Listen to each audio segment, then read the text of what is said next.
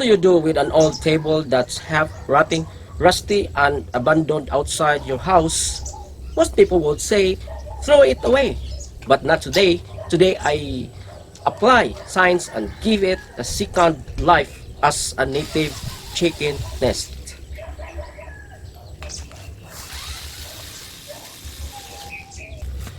This table had been exposed to rain, sun, and microorganisms for years. The wood was beginning to decompose due to the moisture and fungal activity, and the metal frame was clearly oxidizing. Yes, rust never sleeps.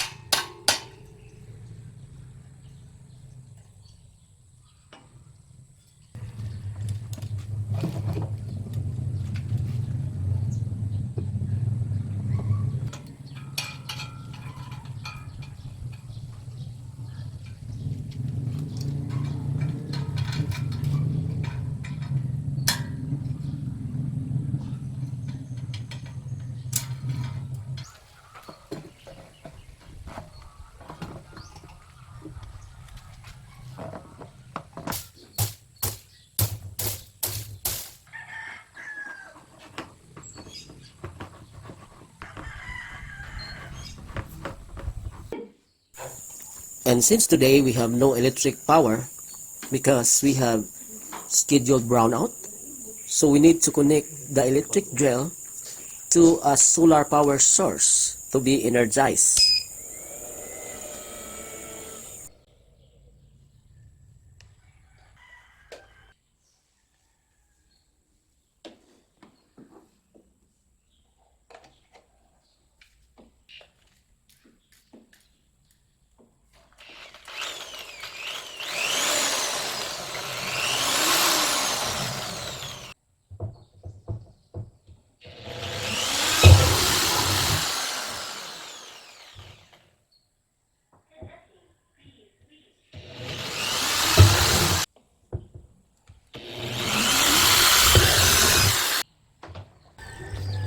I cut a properly sized entrance based on the average body width of a native chicken.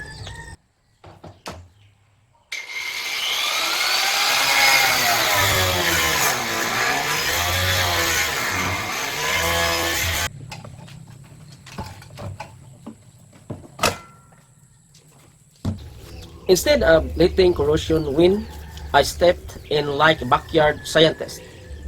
First, I evaluated the structural integrity, removed the severely damaged wood, and treated the rusty metal with an anti-rust solution to chemically slow down the further oxidation.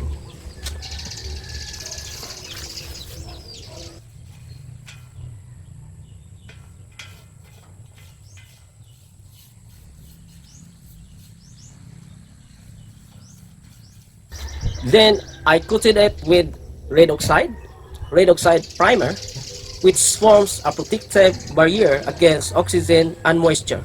In short, goodbye rust, hello durability.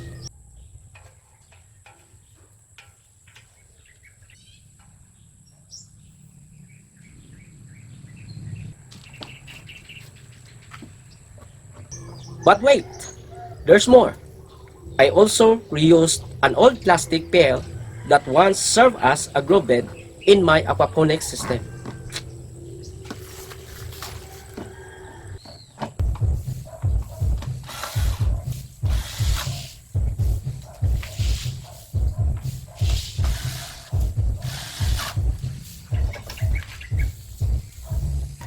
Comfort level, 5 stars. To improve accessibility, I installed a small wooden landing platform, basically a chicken front porch.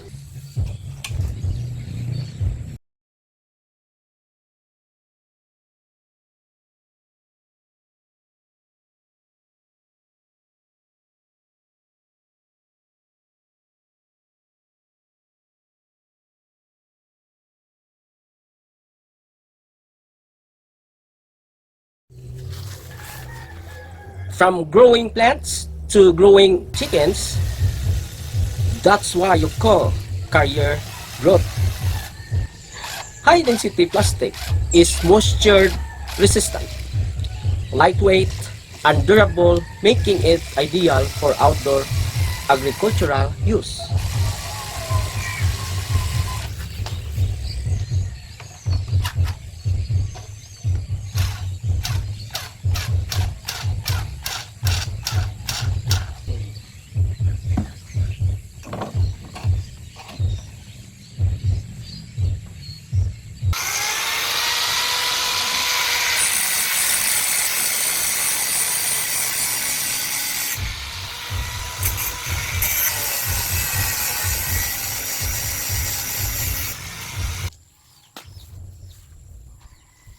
Or a hen, because even chickens deserve good architectural design.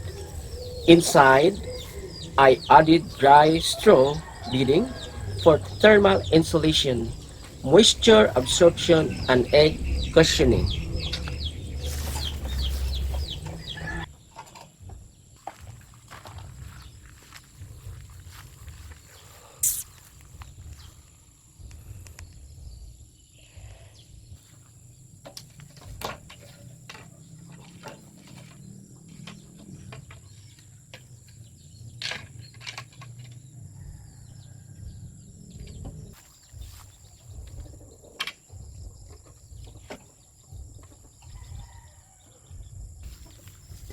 The entire nesting unit is elevated using reinforced metal posts and stabilized with stones at the base for proper load distribution. Elevation is critical in poultry management, because it reduces exposure to ground moisture, parasites, flooding, and predators. Translation: safer eggs, happier hens. I also added a cover from an old basin on top to reduce direct solar radiation and rain exposure, helping maintain a stable microclimate inside the nest. Because, yes, even chickens appreciate good ventilation and temperature control. We're not just farming, we are engineering comfort. This project combines corrosion science, materials engineering, animal behavior, and sustainability principles all in one backyard build.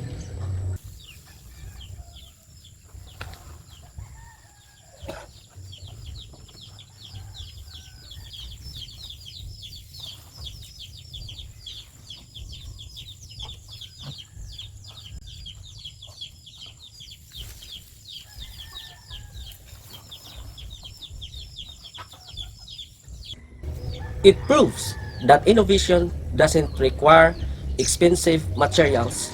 It requires observation, creativity, and a little bit of humor. From rusty table to red oxide revival, from aquaponics grow bed to elevated nesting chamber, this is applied science in action. Now let's check. Wow! 1, 2, 3, 4, 5, 6, 7, 8, 9, 10. How about the other one?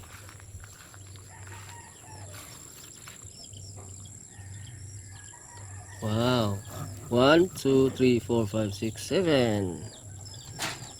7 native eggs.